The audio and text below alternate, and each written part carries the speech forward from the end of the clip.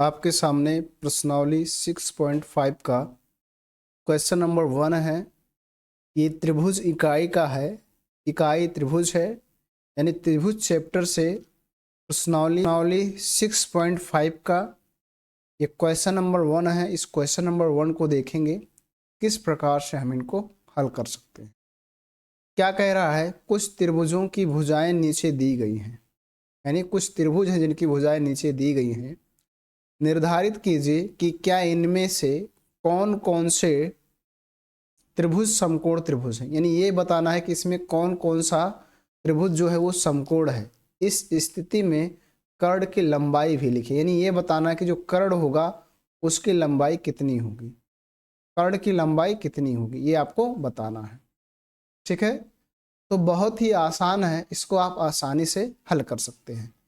यदि आपको समकोण त्रिभुज के बारे में नहीं पता है तो देखिए, समकोण त्रिभुज कैसे कहते हैं, ऐसा त्रिभुज जिसका कोई एक कोण समकोण हो। समकोण का मतलब होता है 90 अंश, यानी 90 अंश का हो।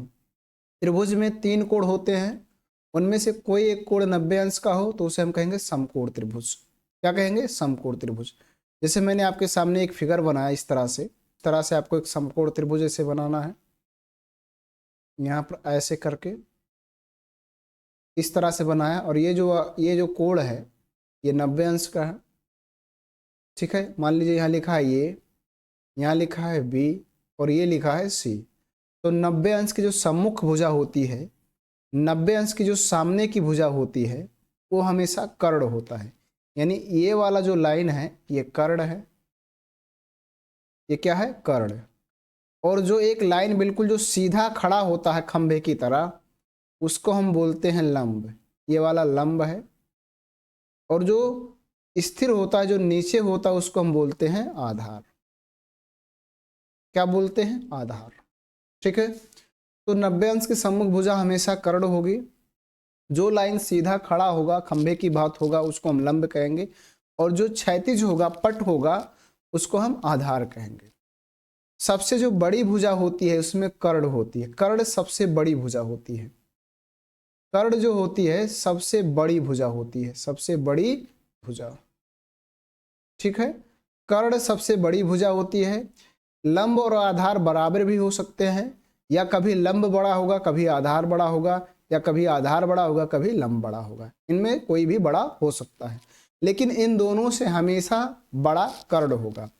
लंब और आधार से हमेशा बड़ा कर्ण होगा, कभी भी लंब और आधार से कर्ण छोटा नहीं होगा, यानी हमेशा बड़ा होगा। तो ये जो त्रिभुज की भुजाएं दी हैं डियर फ्रेंड्स, इनमें से जो सबसे बड़ी भुजा है उसको हम कर्ण मानेंगे, और शेष 2 भुजाएं होंगी, उनमें से किसी को हम लंब, किसी को आधार मान लेंगे। ठीक है, और आपने पाइथागोरस प्रमेय पढ़ा होगा, कर्ण का वर्ग शेष 2 भुजाओं के वर्गों के योग के बराबर होता है। यानी समकोण त्रिभुज में कर्ण का वर्ग कीजिए और लंब और आधार का वर्ग करके जोड़ लीजिए, यदि दोनों बराबर आ जाए तब उसे आप कहेंगे समकोण त्रिभुज है। ऐसा केवल समकोण त्रिभुज में ही होता है और किसी में नहीं होता है। तो अगर ऐसा हो रहा तो समकोण त्रिभुज है, और यदि ऐसा नहीं हो रहा तो समकोण त्रिभुज नहीं है। तो सबसे पहले देखिए यहाँ पर हल डाल देंगे। ठीक है, पहला क्वेश्चन सही है। इस पहले क्वेश्चन को देखिए, ये वाला क्वेश्चन, पहला क्वेश्चन। हल डालना, हल डालने के बाद देखेंगे यहाँ प्रमेय लिखेंगे। कौन सा प्रमेय लिखेंगे? चूंकि कर्ण का वर्ग बराबर होता है लंब का वर्ग धन आधार का वर्ग। ठीक है, ये फॉर्मूला होता है, ये प्रमेय होता है। जो इसमें सबसे बड़ा होगा उसको हम कर्ण मानेंगे। सबसे बड़ा क्या है? 25 सेंटीमीटर। तो कर्ण के स्थान पर रख देंगे 25 सेंटीमीटर, इसका वर्ग कर देंगे। लंब मान लेंगे 24, किसी को भी आप मान सकते हैं, इसमें कोई दिक्कत नहीं है। ये 24 सेंटीमीटर है, और प्लस आधार, आधार एक बचा 7, इसका 7 का वर्ग कर देंगे। 25 गुणे 25 करेंगे तो आएगा 625। ठीक है, बराबर 24 गुणे 24 करेंगे तो आएगा 576। 2 बार करके गुणा देख लेना, 25 गुणे 25 करना 625, 24 गुणे 24 करना 576, 7 गुणे 7 करेंगे तो आएगा 49। 625 और बराबर इन दोनों को जोड़ेंगे तो ये भी होगा 625, दोनों बराबर है। जब दोनों का मान बराबर आ जाए तब हम कहेंगे कि यह एक समकोण त्रिभुज है, यह एक समकोण त्रिभुज है। लेकिन यदि बराबर नहीं आ रहा तो लिखेंगे यह समकोण त्रिभुज नहीं है। तो यहां लिखेंगे यह एक समकोण त्रिभुज है, यह एक समकोण त्रिभुज है। अब कर्ण की लंबाई बताना आता है, कर्ण कितना होगा, कर्ण की लंबाई क्या होगी, तो कर्ण बराबर होगा कितना, 25 सेंटीमीटर, 25 सेंटीमीटर। ये हो गया आपका आंसर। और इस तरह से आप इसको हल करेंगे, इस तरह से आपको इसको हल करना है, ठीक है। अब इसी प्रकार से आप दूसरे क्वेश्चंस को भी देखिए, दूसरे क्वेश्चंस को भी ऐसे करना है। दूसरा क्वेश्चंस ये आपका है, हल डालिए, यहां पर लिखेंगे हल, नंबर 2 डाल देंगे और हल लिखेंगे, और हल लिखने के बाद वही फिर से लिखेंगे, कर्ण का वर्ग बराबर लंब का वर्ग धन आधार का वर्ग, कर्ण का वर्ग बराबर लंब का वर्ग धन आधार का वर्ग। कर्ण जो सबसे बड़ा होगा वही होगा, कर्ण कितना होगा, 8 सेंटीमीटर, तो कर्ण के स्थान पर रखेंगे 8 सेंटीमीटर, यानी 8 सेंटीमीटर का वर्ग। लंब के स्थान पर किसी को भी रख सकते हैं, 6 सेंटीमीटर रख दे रहा हूं, यहां लिखेंगे 6 सेंटीमीटर। और आधार के स्थान पे देखेंगे 3 सेंटीमीटर है तो 3 सेंटीमीटर रख देंगे। जो सबसे बड़ी भुजा होगी वो कर्ण होगी, शेष दो जो भुजाएं उनमें से किसी को भी आधार लंबा बना सकते हैं, कोई दिक्कत नहीं है। इसका भी वर्ग कर दिया जाए तो 8 का वर्ग करेंगे तो 8 अठाएं 64 होगा, 6 का वर्ग करेंगे तो 36 होगा, और प्लस 3 का वर्ग करेंगे तो 9 होगा। 64 और 36 और 9 को जोड़ेंगे तो ये होगा 45। अगर इन दोनों को देखा जाए तो नॉट इक्वल टू यानी बराबर नहीं है। तो जब बराबर नहीं होगा, जब बराबर नहीं होगा तो वो जो त्रिभुज होगा वो क्या होगा, समकोण नहीं होगा। यदि बराबर नहीं है तो त्रिभुज समकोण नहीं है। तो यहां लिखेंगे यह समकोण त्रिभुज नहीं है, यह समकोण त्रिभुज नहीं है, सॉरी यहां नहीं लिखना है, यह समकोण त्रिभुज नहीं है,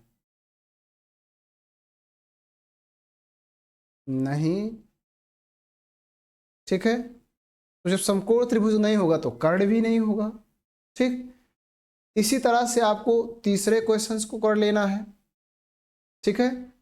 तीसरा क्वेश्चंस किया जाए, तीसरे क्वेश्चंस को इसी तरह से करेंगे तो यहां लिखेंगे नंबर 3 और लिखेंगे हल, और हल लिखने के बाद आपको यही फॉर्मूला लगाना है, चूंकि कर्ण का वर्ग बराबर होता है लंब का वर्ग धन आधार का वर्ग, कर्ण का वर्ग बराबर लंब का वर्ग धन आधार का वर्ग, ठीक है। अब इसमें देखा जाए, तीसरे में ये तीसरा क्वेश्चन है, इसमें देखा जाए सबसे बड़ा क्या है, 100 सेंटीमीटर, तो 100 आपका हो जाएगा कर्ण, तो यहां लिख देंगे 100 सेंटीमीटर का वर्ग बराबर, और देखा जाए 80 है 50 है तो 80 को कर दे रहे हैं लंब, किसी को भी आप लंब कर सकते हैं, 80 सेंटीमीटर का वर्ग, और प्लस आधार जो हो जाएगा एक दूसरा जो बच रहा है 50 उसका वर्ग हो जाएगा। 100 गुणे 100 करेंगे तो आपको मिल जाएगा 10,000, और 80 गुणे 80 करेंगे तो आपको मिल जाएगा 6,400, प्लस 50 गुणे 50 करेंगे तो आपको मिल जाएगा 2,500, ठीक है। 10,000 बराबर इन दोनों को जोड़ा जाए तो 0 0 5 4 9 6 2 8, यानी आपको मिला 10,000 और ये इधर मिला 8,900, जो कि देख रहे हैं बराबर नहीं है। तो जब बराबर नहीं होगा तो यह समकोण त्रिभुज नहीं होगा, यानी लिखेंगे यह समकोण त्रिभुज नहीं है, यह समकोण त्रिभुज नहीं है, यह समकोण त्रिभुज नहीं है, ठीक है। ये समकोण त्रिभुज नहीं है, ठीक। तो आपने तीसरा देखा, पहला देखा और दूसरा देखा। अब हम बात करेंगे चौथे की। तो चौथा आपका ये है, ठीक है। इस चौथे को देख लिया जाए। तो चौथे को देखा जाए तो यहां नंबर डालेंगे 4 और डालेंगे हल, और हल डालने के बाद वही बात लिखेंगे, चूंकि कर्ण का वर्ग बराबर लंब का वर्ग धन आधार का वर्ग, कर्ण का वर्ग बराबर लंब का वर्ग धन आधार का वर्ग। अब इसमें देखा जाए कर्ण कौन होगा, तो कर्ण जो सबसे बड़ा होगा तो 13 सेंटीमीटर है, तो यहां लिख देंगे 13 का सेंटीमीटर का वर्ग। लंब कौन होगा, लंब हम किसी को भी मान सकते हैं, 12 है और 5 सेंटीमीटर, तो यहाँ लिख दे रहे हैं 12 का सेंटीमीटर का वर्ग, और प्लस आधार को कर दे रहे हैं 5 सेंटीमीटर का वर्ग। 13 गुणे 13 दो बार करेंगे तो 169 मिलेगा, 12 गुणे 12 दो बार करेंगे तो 144 मिलेगा, और 5 गुणे 5 दो बार करेंगे तो 25 मिलेगा। 169 और इन दोनों को जोड़ेंगे तो ये भी 169 ही आएगा, यानी दोनों बराबर है। तो लिखेंगे यह समकोण त्रिभुज है, यह समकोण त्रिभुज है। जब ये समकोण त्रिभुज है तो कर्ण भी होगा, यानी अतः कर्ण कितना हो जाएगा, कर्ण आपका हो जाएगा 13 सेंटीमीटर। ये हो गया आपका राइट आंसर। तो डियर फ्रेंड्स, इस प्रकार से आपको प्रश्नावली 6.5 के क्वेश्चन नंबर 1 को हल करना है, सरल करना है, और इस तरह से आप इसको आसानी से हल कर सकते हैं।